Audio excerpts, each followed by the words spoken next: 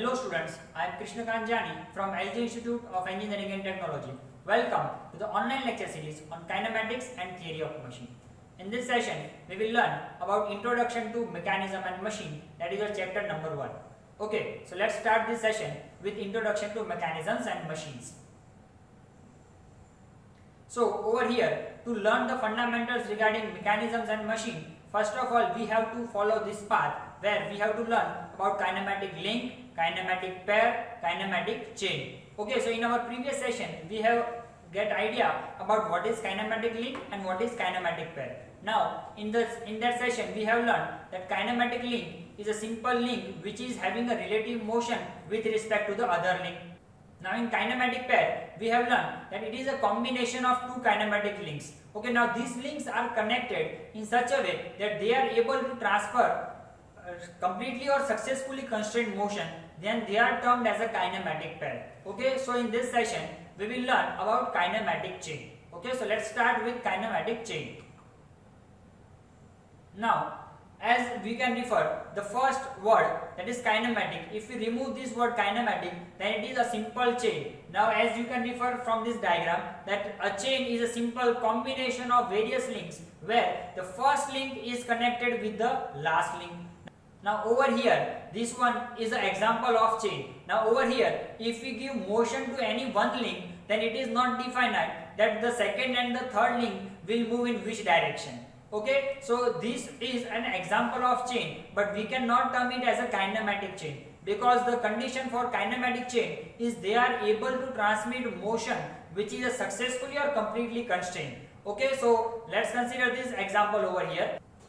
So over here we can learn that a kinematic chain is a combination of various links which are connected in such a way that they are able to transmit motion and power, and they are member of various kinematic pairs. Now another fundamental is that the first link must be connected with the last link, then we can term it as a kinematic chain.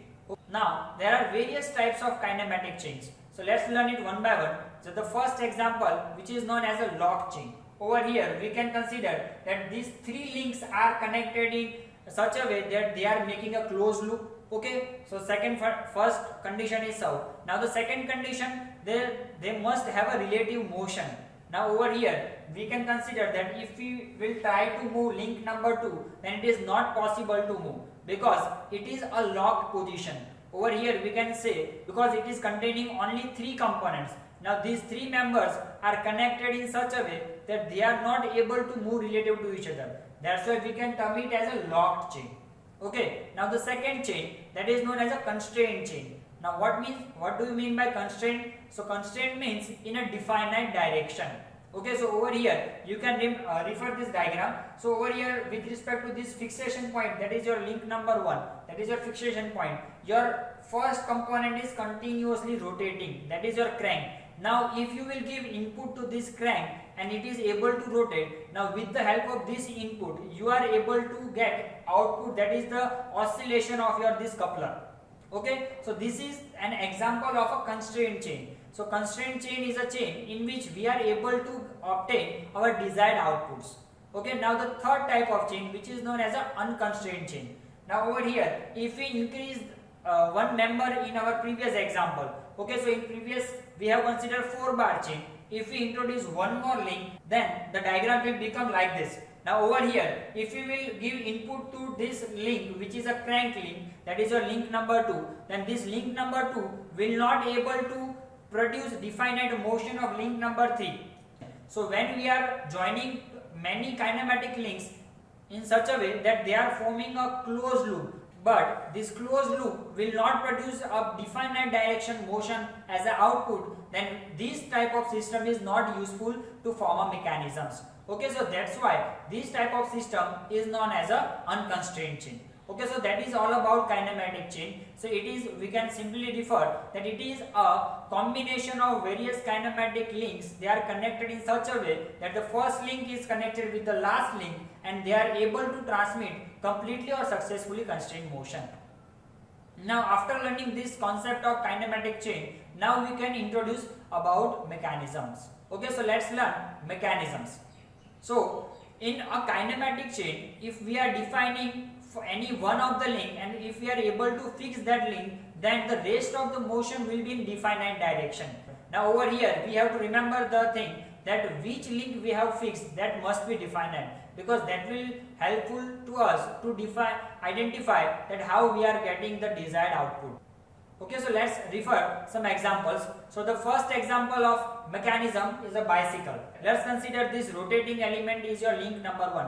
Now as you are giving rotary motion to your link number 1, it is transferring motion from this rotating element to your chain element, and due to rotation of this chain element, your wheel is also able to rotate. Now over here you are giving one type of motion, that is your mechanical input rotary motion, and you are able to get again the output as a motion, that is your linear motion of your vehicle. This one is the best example of mechanism. Now be careful, we are not able to term this component as a machine, because over here we are not changing any type of form of energy into another type of energy.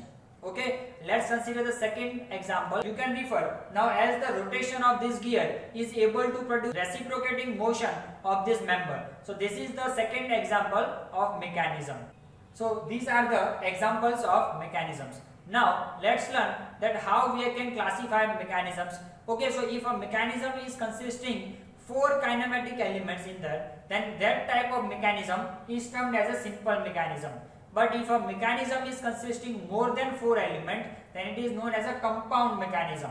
In our syllabus, we have to learn only simple mechanisms. So a mechanism which is containing 4 elements, that we have to refer in our syllabus. Okay, so on that based, they are classified into mainly 3 categories. The first category, which is known as a 4-bar chain mechanism. Now, as the name indicates, the mechanism consisting 4 bars. These 4 bars are making 4 turning pairs, so that's why this mechanism is termed as a 4-bar mechanism. Now second example, that is single slider mechanism. So in a mechanism, if we are consisting 4 elements, and from this 4 element, one of the element is slider, then this type of mechanism is known as a single slider mechanism. Now the third type, that is double slider mechanism. So now as the name indicates, if the mechanism is consisting 2 sliding pairs in between them, then they will be termed as a double slider mechanisms.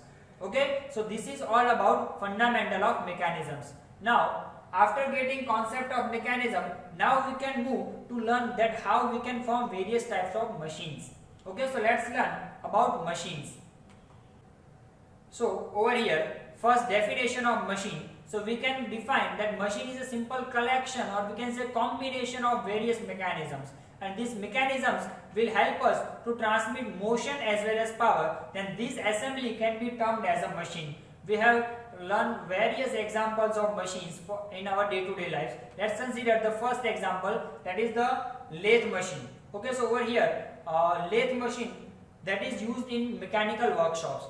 Another example, we can consider this as a car. Okay, so any vehicle we can consider that over here, in any of the vehicles you will always observe that they will be consisting of various mechanisms. For example, steering mechanisms, power transmitting mechanisms, braking mechanisms. So combination of multiple mechanisms that will help us to convert one form of energy into another form of energy. Over here in the first example, we can consider that the electrical energy will be converted into mechanical energy. Over here in the second example of car, we can refer that the chemical energy of fuel is converted into mechanical energy of rotation of the wheels, which is making a linear motion of your vehicle. Okay, now with respect to this machine, in GTU examination, the most important difference is asked, that is the difference between machine and structure. Now the structure element, so let's first understand what is structure. So we can simply say that a lock chain can be termed as a structure. Now over here you can refer that these 3 links are connected. Now these 3 links are connected in such a way that they are not able to move with respect to each other. Okay, so over here relative motion is possible? Not. Okay, so that's why we are terming it as a structure, or we can say lock chain. Now this lock chain is used to transmit force only. Okay, various examples of structure we can consider as a railway bridge. Okay, is the best example where you can refer that bridge is used to mainly or is constructed for mainly force transmission purpose.